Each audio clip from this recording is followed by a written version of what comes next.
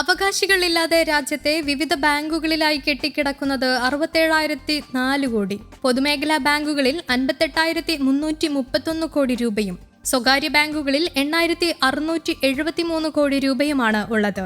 ധനകാര്യ സഹമന്ത്രി പങ്കജ് ചൌധരിയാണ് ഇക്കാര്യം കഴിഞ്ഞ ദിവസം രാജ്യസഭയെ അറിയിച്ചത്. ഏറ്റവും കൂടുതൽ തുക കെട്ടിക്കിടക്കുന്നത് SBIയിലാണ് എന്നും പറയപ്പെടുന്നുണ്ട്. 19,330 കോടിയാണ് SBIയിൽ മാത്രം കെട്ടിക്കിടക്കുന്നത്. പഞ്ചാബ് നാഷണൽ ബാങ്കിൽ 6,911 കോടിയും കനറ ബാങ്കിൽ 6,278 കോടിയുമാണുള്ളത്. സ്വകാര്യ ബാങ്കുകളിൽ ICICIയിൽ 2,063 കോടിയും HDFCയിൽ 1,610 കോടിയും ആക്സിസിൽ 1,360 കോടിയും തുകകളാണ് കെട്ടിക്കിടക്കുന്നത്. 10 വർഷമായി ഇടപാടുകൾ നടത്താതെ കിടക്കുന്ന സേവിങ്സ് കറന്റ് അക്കൗണ്ടുകളിലെ പണമാണിത്. കാലാവധി പൂർത്തിയായിട്ടും അവകാശികൾ ആരും തന്നെ 10 വർഷമായി എത്തിയിരുന്നില്ല. ഇത്തരത്തിൽ കിടക്കുന്ന പണമാണ് ഇതിൽ ഉൾപ്പെട്ടിരിക്കുന്നത്. ഏകദേശം 9,456 കോടി രൂപ റിസർവ് ബാങ്കിന്റെ നിർദ്ദേശപ്രകാരം നിങ്ങളുടെ പണം നിങ്ങളുടെ അവകാശം എന്ന പ്രചാരണ പരിപാടികളിലൂടെ കഴിഞ്ഞ 3 വർഷങ്ങൾക്കിടയിൽ പൊതുമേഖലാ ബാങ്കുകൾ ഉടമസ്ഥർക്ക് തിരിച്ചു നൽകി.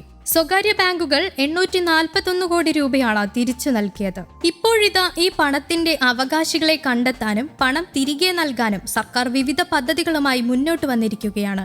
ഈ പണം കണ്ടെത്താൻ സഹായിക്കുന്നതിനായി Reserve Bank of India UDGAM എന്ന പേരിൽ ഒരു പോർട്ടൽ ആരംഭിച്ചു. UDGAM പോർട്ടൽ വഴി അവകാശികൾ ഇല്ലാത്ത അക്കൗണ്ടുകൾ തിരയാനും സാധിക്കും.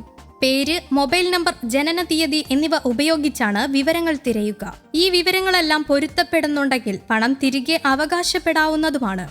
ഇനി അഥവാ അവകാശികൾ വരാത്ത പണത്തിന് എന്ത് സംഭവിക്കും? സാധാരണയായി 10 വർഷത്തിന് ശേഷം ഈ പണം റിസർവ് ബാങ്കിന്റെ DAE ഫണ്ടിലേക്കാണ് മാറ്റുന്നത്. ബാങ്ക് നിക്ഷേപങ്ങൾ റിസർവ് ബാങ്കിന്റെ നിക്ഷേപക വിദ്യാഭ്യാസ ബോധവൽക്കരണ ഫണ്ടിലേക്കും മാറ്റാറുണ്ട്. അങ്ങനെയാണെങ്കിൽ യഥാർത്ഥ ഉടമയ്ക്കോ നിയമപരമായ അനന്തരാവകാശികൾക്കോ അതേ ബാങ്കിൽ പോയി മുഴുവൻ തുകയും ഇപ്പോഴും ക്ലെയിം ചെയ്യാൻ കഴിയും.